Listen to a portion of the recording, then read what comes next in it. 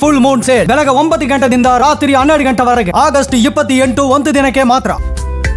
ರಣಭೀಕರ ಪ್ರವಾಹಕ್ಕೆ ತತ್ತರಿಸಿದೆ ನೇಪಾಳ.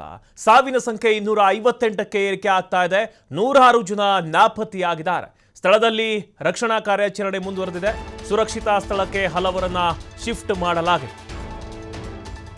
ರಣಭೀಕರ ಪ್ರವಾಹಕ್ಕೆ ಅಕ್ಷರಶಃ ನಲುಗಿ ಹೋಗಿದೆ ನೇಪಾಳ. ಸಾವಿನ ಸಂಖ್ಯೆ 258ಕ್ಕೆ ಏರಿಕೆ ಆಗ್ತಾ ಇದೆ. ಇನ್ನು 106 ಜನ ನಾಪತ್ತೆಯಾಗಿದ್ದಾರೆ. ಅವರ ಸುಳಿವು ಕೂಡ ಸಿಗ್ತಾ ಇಲ್ಲ. ಸ್ಥಳದಲ್ಲಿ ರಕ್ಷಣಾ ಕಾರ್ಯಾಚರಣೆಯನ್ನು ಮುಂದುವರಿಸಿದ್ದಾರೆ. ಅಲ್ಲಿನ ರೆಸ್ಕ್ಯೂ ಆಪರೇಷನ್ ಇನ್ನೂ ಕೂಡ ಮುಂದುವರೆದಿದೆ. ಹೆಲಿಕಾಪ್ಟರ್ ಮೂಲಕ ಅಲ್ಲಿನ ಆಡಳಿತ ಇದೀಗ ರಕ್ಷಣಾ ಕಾರ್ಯಾಚರಣೆಯನ್ನು ಮುಂದುವರಿಸ್ತಾ ಇದೆ. ಸುರಕ್ಷಿತ ಸ್ಥಳಕ್ಕೆ ಹಲವರನ್ನ ಶಿಫ್ಟ್ ಮಾಡಲಾಗಿದೆ. ಇನ್ನು ನೇಪಾಳ ಟೂರಿಸಂ ಏನಿದೆ ಅಲ್ಲಿ ಮಿಸ್ ಆದಂತಹ ಪ್ರವಾಸಿಗರ ಲಿಸ್ಟ್ ಅನ್ನು ಕೂಡ ಬಿಡುಗಡೆ ಮಾಡಿತ್ತು.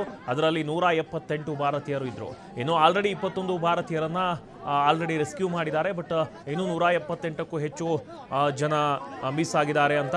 ಸೊ ಇದೀಗ ಸಾವಿನ ಸಂಖ್ಯೆ ಕೂಡ ಜಾಸ್ತಿ ಆಗ್ತಾನೆ ಇದೆ. 258ಕ್ಕೆ ಏರಿಕೆ ಆಗಿದೆ. 106 ಜನ ನಾಪತ್ತೆಯಾಗಿದ್ದಾರೆ. ಸ್ಥಳದಲ್ಲಿ ಸದ್ಯಕ್ಕೆ ರಕ್ಷಣಾ ಕಾರ್ಯಾಚರಣೆ ನಡೀತಾ ಇದೆ. ಸುರಕ್ಷಿತ ಸ್ಥಳಕ್ಕೆ ಹಲವರನ್ನ ಶಿಫ್ಟ್ ಮಾಡಿದ್ದಾರೆ. ಏನು ನೇಪಾಳದಲ್ಲಿ ಮೇಘಸ್ಫೋಟ ಆಗಿದೆ. ಅದರಿಂದ ಪ್ರವಾಹದ ಸ್ಥಿತಿ ನಿರ್ಮಾಣವಾಗಿ ಬ್ರಿಡ್ಜ್ಗಳು ಕೊಚ್ಚಿ ಹೋಗಿವೆ. ಇದರಿಂದ ರಸ್ತೆ ಸಂಪರ್ಕ ಮಾಡೋದಕ್ಕೂ ಕೂಡ ಸಾಧ್ಯ ಆಗ್ತಾ ಇಲ್ಲ. ಹೀಗಾಗಿ ಹೆಲಿಕಾಪ್ಟರ್ ಮೂಲಕ ರಕ್ಷಣಾ ಕಾರ್ಯಾಚರಣೆಯನ್ನ ಮಾಡ್ತಾ ಇದ್ದಾರೆ. ಆ ಪ್ರವಾಹದ ರಭಸಕ್ಕೆ ಮನೆ ಮಠ ಎಲ್ಲವನ್ನ ಕಳೆದುಕೊಂಡು ಜನರು ಬೀದಿಗೆ ಬಿದ್ದಿದ್ದಾರೆ.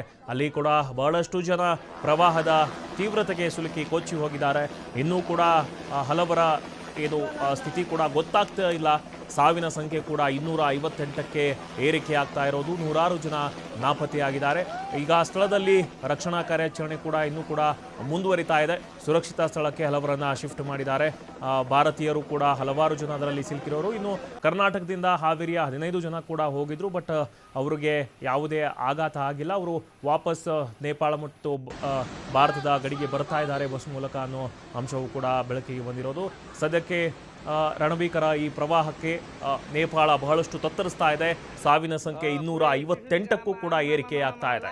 ಅಲ್ಲಿ ಬಹಳಷ್ಟು ಜನ ತಮ್ಮ ಮನೆ ಮಠವನ್ನು ಕಳೆದುಕೊಂಡಿದ್ದಾರೆ. ಕುಟುಂಬಸ್ಥರನ್ನ ಕಳೆದುಕೊಂಡಿದ್ದಾರೆ. ಯಾರೋ ತಾಯಿ ಇಲ್ಲ, ಅವರ ತಂದೆ ಕಾಣಿಸ್ತಾ ಇಲ್ಲ, ಮಕ್ಕಳು ಕಾಣಿಸ್ತಾ ಇಲ್ಲ. ಒಮ್ಮುದೊಮ್ಮುಕ್ಲೆ ಬಂದಂತಹ ಈ ಪ್ರವಾಹ ಏನಿದೆ ಕೊಚ್ಚಿ ಹೋಗಿ ಅಲ್ಲಿರುವಂತಹ ಗಾಡಿಗಳು, ಮನೆಗಳು, ಮರಗಳು ಎಲ್ಲವೂ ಕೂಡ ಸಂಪೂರ್ಣವಾಗಿ ಕೊಚ್ಚಿ ಹೋಗಿರೋದು. ಸದ್ಯಕ್ಕೆ ನೇಪಾಳ ಅನ್ನೋದು ಅಕ್ಷರಶಃ ಸ್ಮಶಾನವಾಗಿ ಮಾರ್ಪಾಡ್ತಾ ಆಗ್ತಾಯಿದೆ. ಸಾವಿನ ಸಂಖ್ಯೆ 258ಕ್ಕೆ ಏರಿಕೆ ಆಗ್ತಾ ಇದೆ. 106 ಜನ ನಾಪತ್ತೆಯಾಗಿದ್ದಾರೆ. ಇನ್ನು ರಕ್ಷಣಾ ಕಾರ್ಯಾಚರಣೆ ಮುಂದುವರಿತಾನೇ ಇದೆ. ಸುರಕ್ಷಿತ ಸ್ಥಳಕ್ಕೆ ಯಾರ್ಯಾರು ಸಿಗ್ತಾರೆ ಅವರನ್ನ ಶಿಫ್ಟ್ ಮಾಡುವಂತಹ ಕೆಲಸವನ್ನು ಕೂಡ ಅಲ್ಲಿನ ರೆಸ್ಕ್ಯೂ ಟೀಮ್ ಮಾಡ್ತಾ ಇದೆ.